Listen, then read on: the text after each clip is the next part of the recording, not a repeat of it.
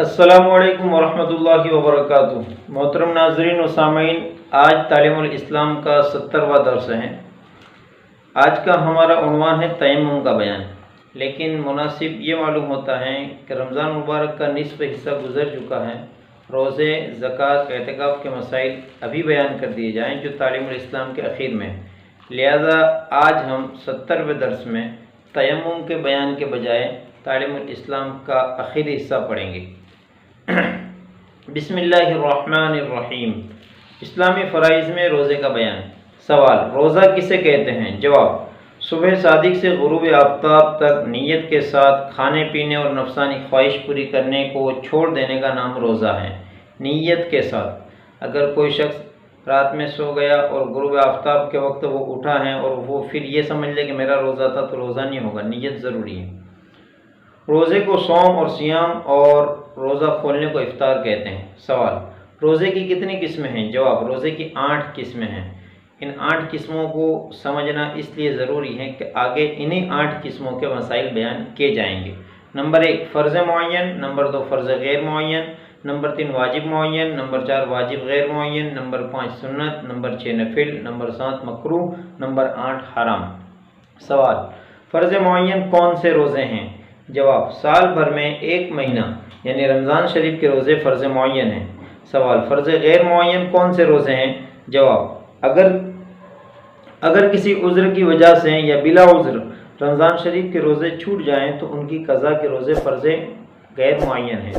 سوال: واجب معین کون سے روزے ہیں؟ جواب: نظر معین یعنی کسی خاص دن یا خاص تاریخوں کے روزے رکھنے کی منت ماننے سے اس دن یا ان تاریخوں کے روزے واجب ہو جاتے ہیں۔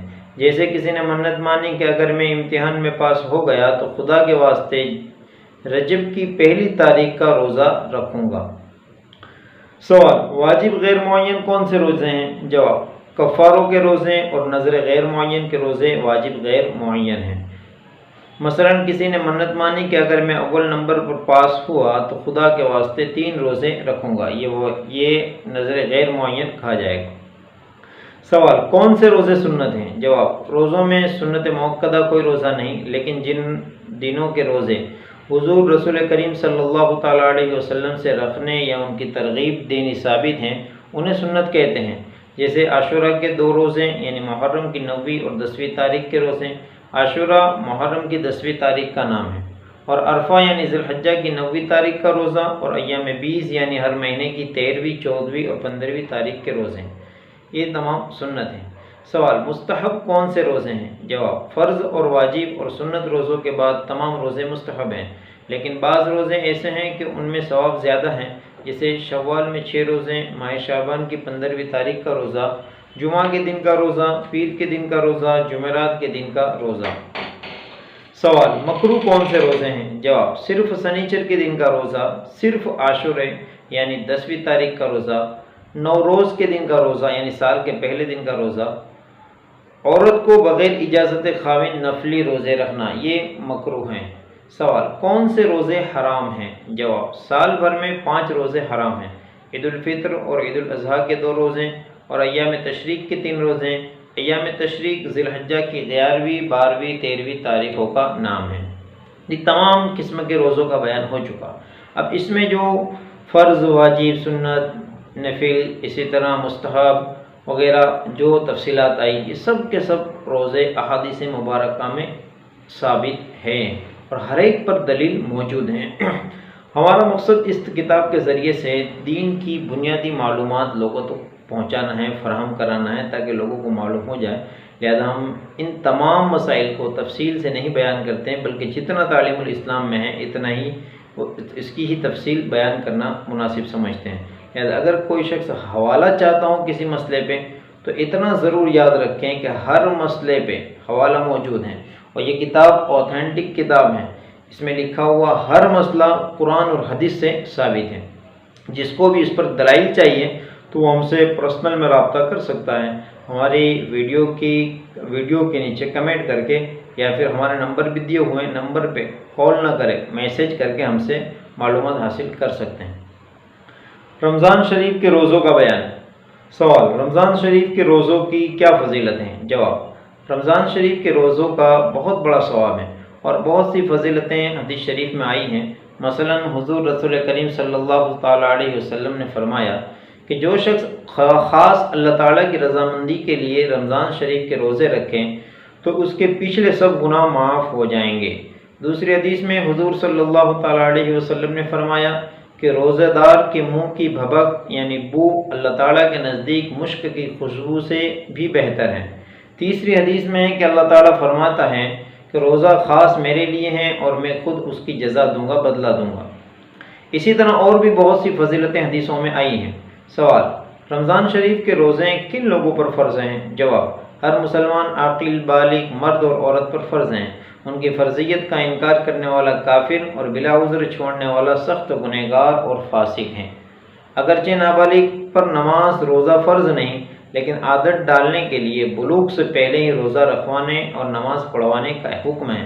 حدیث شریف میں آیا ہے کہ جب بچہ 7 برس کا ہو جائے تو نماز کا اسے حکم کرو، اور جب 10 برس کا ہو جائے تو اسے نماز کے لیے اگر ضرورت ہو تو مارنا بھی چاہیے۔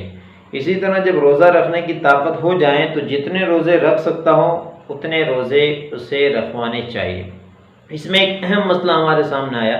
ہم نے دیکھا ہے کہ عام طور پر ہر سال رمضان میں لوگ ریا کے طور پر، دکھلاوے کے طور پر اپنے معصوم چھوٹے چھوٹے 4 5 6 سال کے بچوں کو زبردستی روزے رکھواتے ہیں، اس لیے کہ رشتہ دار واہ واہی کریں، لوگ کہیں کہ ان کے اس چھوٹے بچے نے، اتنے چھوٹے بچے نے روزہ رکھا، جبکہ بچہ درمیان میں یعنی دین میں پانی بھی مانگ رہا ہے، کھانا بھی مانگ رہا ہے، اس سے برداشت نہیں ہو رہا، لیکن پھر بھی زبردستی والدین یہ روزہ رکھواتے ہیں، تو یہ طریقہ غلط ہے۔ یاد رکھیں شریعت نے ایک لمٹ متعین کی ہے کہ 7 سال کی عمر ہو تو اسے ترغیب دینی چاہیے، اور اگر رکھ سکتا ہے تو رکھانا چاہیے، اور جب 10 سال کی عمر ہو جائے تو اب اسے اہتمام کرانا چاہیے، پابندی سے رکھانے چاہیے۔ تو ہم اس شریعت کے اصول کو ذہن میں رکھ کر نہ بالکل چھوٹے بچے جن کی عمر 4 5 6 سال ہے ان سے زبردستی روزے نہ رکھوائیں۔ سوال: وہ کون کون سے عذر ہیں جن سے روزہ نہ رکھنا جائز ہو جاتا ہے؟ یعنی ایسے عذروں کی حالت میں روزہ نہ رکھنے کی اجازت ہے۔ جواب: نمبر 1، سفر یعنی مسافر کو حالت سفر میں روزہ نہ رکھنا جائز ہے، لیکن اگر سفر میں مشقت نہ ہو تو روزہ رکھنا افضل ہے۔ جیسے کہ پہلے کے دور میں سفر جانوروں پر چل کر ہوا کرتے تھے، مشقت والے سفر تھے۔ آج کے دور میں ہوائی جہاز ہیں، ٹرین ہیں، بسوں کے سفر ہیں اور گاڑیوں کے سفر ہیں، یہ آسانی والے سفر ہیں۔ تو اگر آسانی ہے ہم روزہ رکھ سکتے ہیں تو رکھنا ہی بہتر ہے، لیکن پھر بھی اگر سفر کی وجہ سے کوئی شخص اس اجازت کا استعمال کر کے نہ رکھنا چاہے مشقت کے خطرے کی وجہ سے، تو کوئی حرج نہیں، بعد کے دنوں میں قضا کر سکتا ہے۔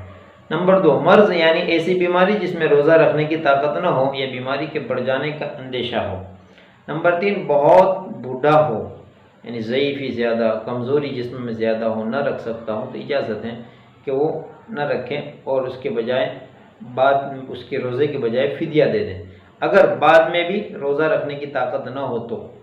نمبر 4، حاملہ ہونا جبکہ عورت کو یا حمل کو روزے سے نقصان پہنچنے کا گمان غالب ہو۔ ایک عورت پریگننٹ ہے، حمل سے ہے، اب وہ روزہ رکھتی ہے تو اسے اس بات کا خدشہ ہے کہ اس کے پیٹ میں جو بچہ ہے اسے تکلیف ہو جائے گی یا وہ خود کو تکلیف ہوگی، تو اس صورت میں وہ روزے کو ترک کر کے بعد میں قضا کرے گی۔